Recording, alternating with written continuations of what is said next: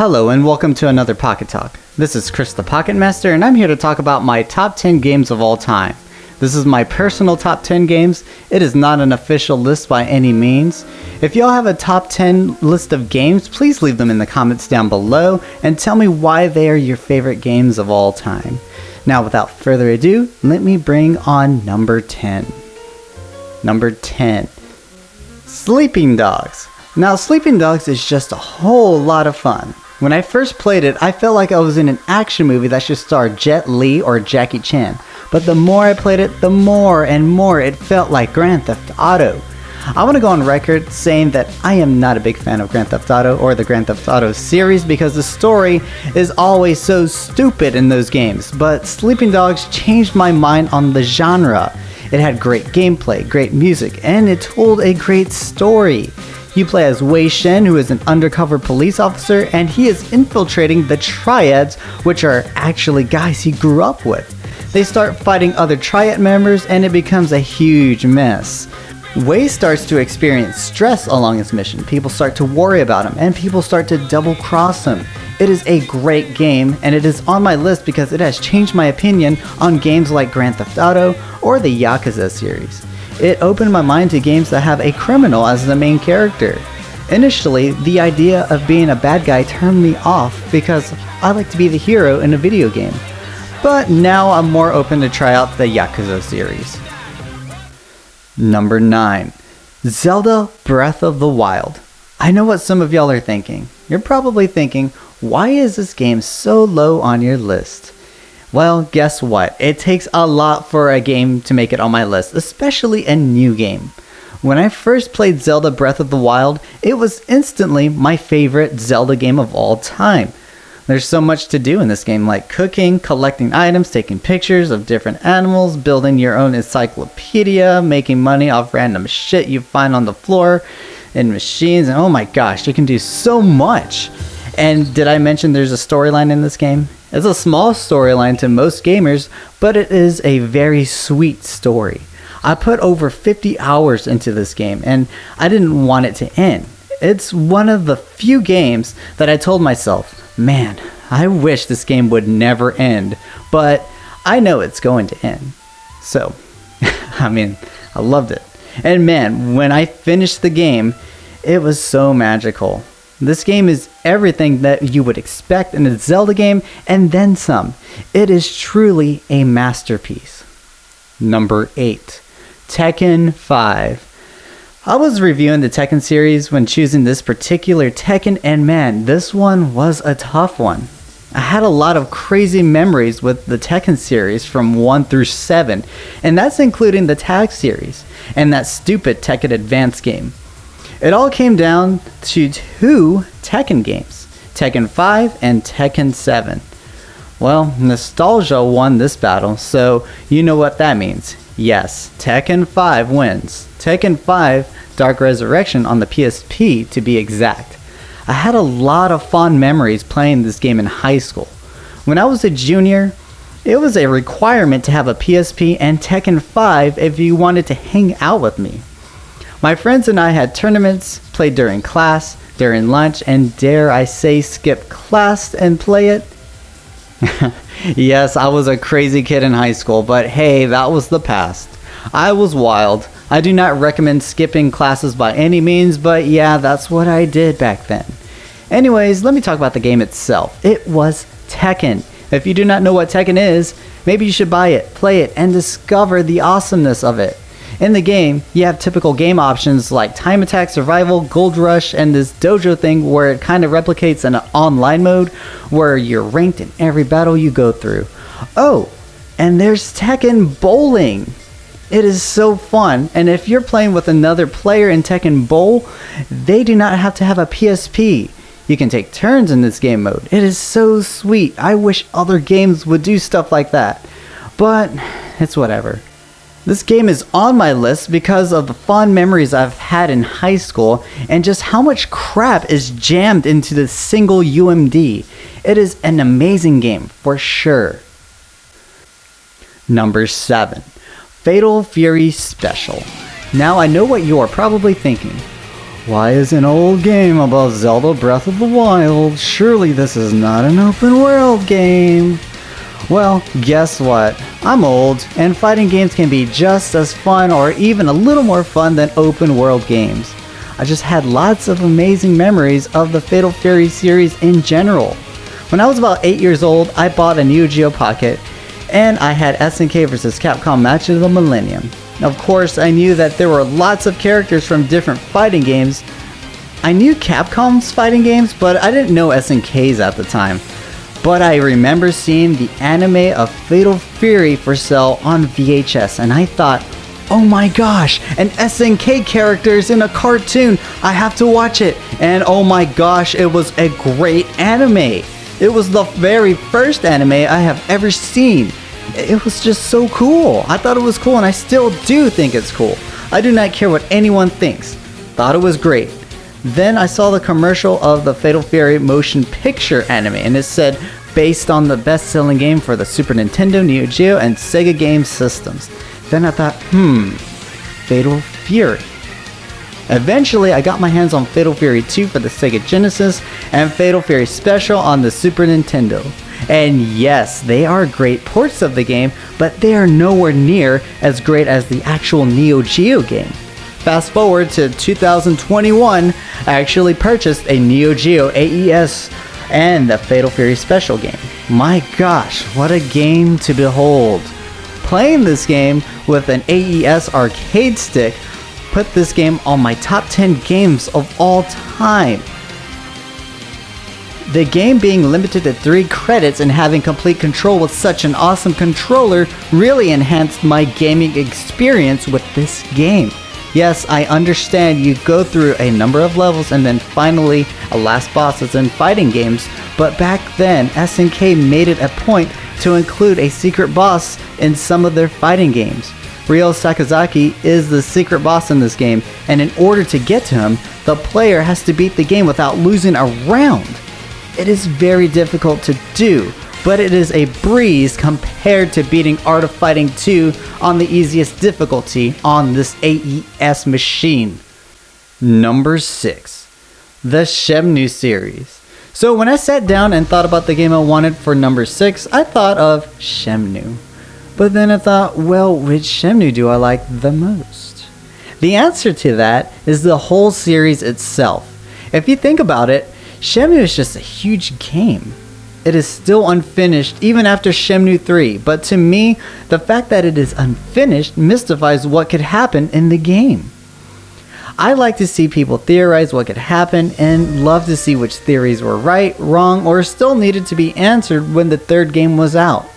I am aware that a lot of people were so disappointed in the third game, but really, if you didn't enjoy the third installment, then you probably didn't enjoy the first two, which means, and I apologize, there's no nice way to say this, but honestly, if you didn't enjoy the first two, you really have no business playing Shenmue 3. Shenmue is the first game where I thought, whoa, this game is like no other I've ever played. I could go anywhere in a small town or a harbor. What's this? Now I'm in China? Holy cow! Wait. What's this? Now I'm playing Hang On Space Harrier? Oh, I'm playing Outrun in this game? Oh my gosh. That's how I thought when I was playing this game. And again, I do not care what anyone says. This game is epic. The storyline is so great. It may be a little cliche, but I like it. The fight system in 1 and 2 and 3 are awesome. I do prefer the fight system in 1 and 2 a bit more than 3 because it's like Virtual Fighter, but the camera could get a little stupid during those fights sometimes. Shenmue 3's fight engine's pretty cool too. It could just take a little getting used to, a little time to get used to. It's not bad at all. The Shenmue series is a masterpiece in the making. I just hope all of it gets made in some form or fashion. Number 5. Final Fantasy X. Oh, this game made me pick up a piano and start playing music. I had to learn the theme of this song and only the theme of the song on a piano. Yeah, I never touched the piano again after I learned that song. But anyways, This game had one of the best storylines of any games that I have ever played, and I thought the voice acting was very good. I love the classic turn-based battle, and the characters were also interesting. It's so weird. Every summer I have to play this game from start to finish, and I love every bit of it no matter what system I play it on. It has been ported to almost every game system out there because it's a great game. And even you have to admit this is one of the best Final Fantasy games of all time. I know you're probably saying, well, Final Fantasy VII is better. Well, no, I do not agree. 7 is amazing, but 10 is just a whole lot better to me. Even with that remake, I still think 10 is better. I am very sorry about that. That is my opinion. Actually, it's a fact. I'm sorry, guys. Number 4, Ys 8. Now, if you want a game better than the whole Final Fantasy series, better than, dare I say, the whole Zelda series, let's look at the Ys series, please, and thank you. Specifically, let's look at Ys 8. Now, this game, Ys 8, took me by surprise. Ys 7 would have been on the spot if I had not played Ys 8. My gosh, what a brilliant game. The game starts off like any other Ys games. They're on a boat and they find themselves on another island, but this time a monster trashes the boat and they find themselves on a cursed island. After your ship crashes, the greatest opening to any video game starts playing.